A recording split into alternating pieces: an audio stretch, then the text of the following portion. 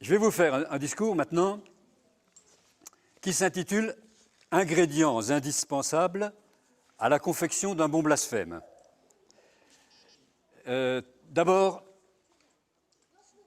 pour bien blasphémer, il faut éliminer, c'est de la cuisine, hein, il faut éliminer du plan de travail toute trace d'humour. Si vous pouvez, c'est même recommandé, recourir à la dérision, au mépris. Vous pouvez ridiculiser la personne, l'idée, la chose que vous visez. La satire est tout à fait indiquée, mais l'humour pas. L'humour implique que la personne qui s'exprime, en l'occurrence le caricaturiste, ne se prenne pas trop au sérieux lui-même, sache rire de lui-même. Et là, c'est fichu. Si vous laissez quelques traces d'humour, de recul envers soi-même, il n'y a plus tout le sacrilège fiche le camp. Hein. Il n'y a plus de blasphème, ça ne marche pas. Il n'y a plus que de l'agression ordinaire. Deuxièmement, entendons-nous sur le vocabulaire, on dit blasphème, on dit aussi sacrilège, et moi je vais utiliser les mots l'un pour l'autre. Alors, disons-le une bonne fois, un sacrilège, c'est une atteinte au sacré. Et un blasphème, c'est un sacrilège verbal. Ça se fait avec le langage, un blasphème.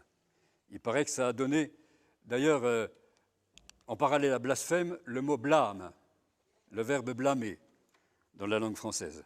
Vous voyez, c'est verbal. Et la caricature.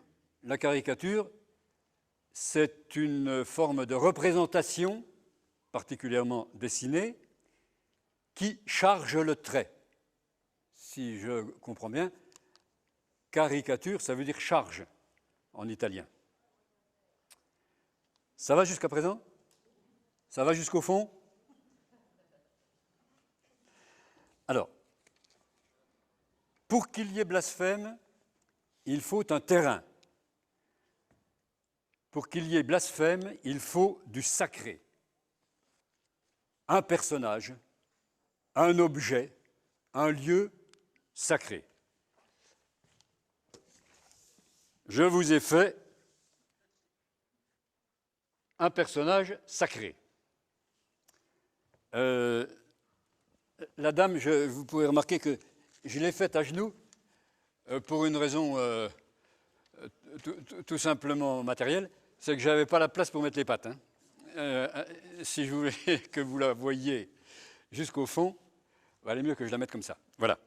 Alors, vous êtes devant un personnage, un objet sacré, c'est-à-dire qui détermine une zone, un espace, une bulle, comme la proximité des pylônes à haute tension, vous savez. Une zone infranchissable. Une zone qui est définie par son opposé, à savoir qu'en dehors de la zone, c'est du profane. Ici, profane, là, sacré. On n'y entre pas, ou bien on n'y entre pas n'importe comment. Le Saint des Saints dans le temple de Jérusalem, d'après les descriptions anciennes. On n'y entrait presque pas, et n'y entraient que des personnes extrêmement qualifiées. Des prêtres, grands prêtres. Voilà, objet sacré. Deuxième ingrédient indispensable, il faut un blasphémateur. Pas de blasphème sans blasphémateur. Je vais vous en faire un.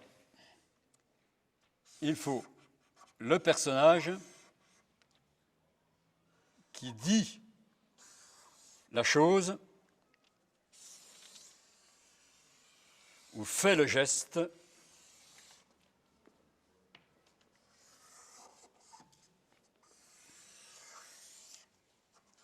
attentatoire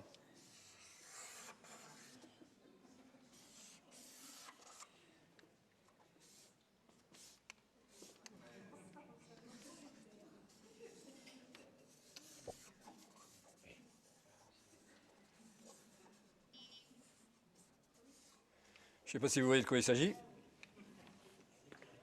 Si, ça va? Voilà.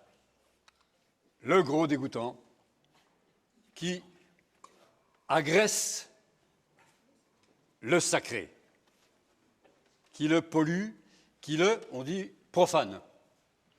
Il fait entrer cette nationalité-là dans cette zone qui était d'extraterritorialité. Jusque-là, vous voyez, le choc. Mais ces deux ingrédients ne suffisent absolument pas à créer le blasphème. Parce que si personne ne ressent ce geste comme un blasphème, rien ne se passe. Le troisième ingrédient indispensable à la confection d'un bon blasphème, c'est le témoin scandalisé. Alors,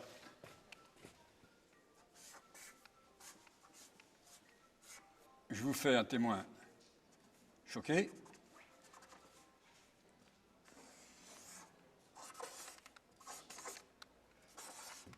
C'est une dame. Hein.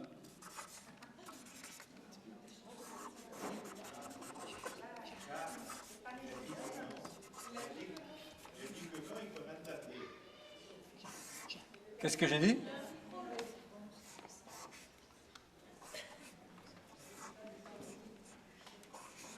J'ai dit que le témoin choqué, c'est une dame.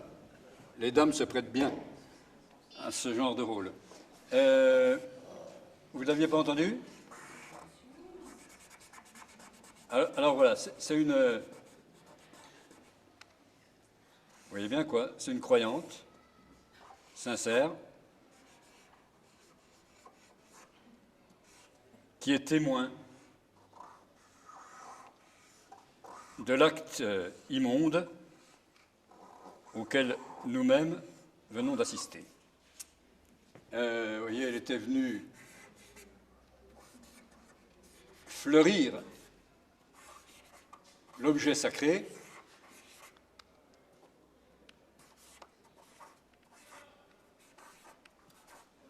et pour elle, c'est l'horreur.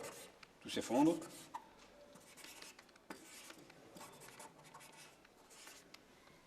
Voilà. Par elle,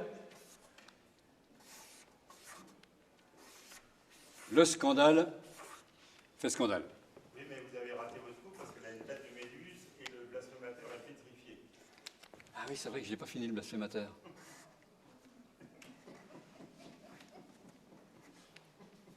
C'est vrai.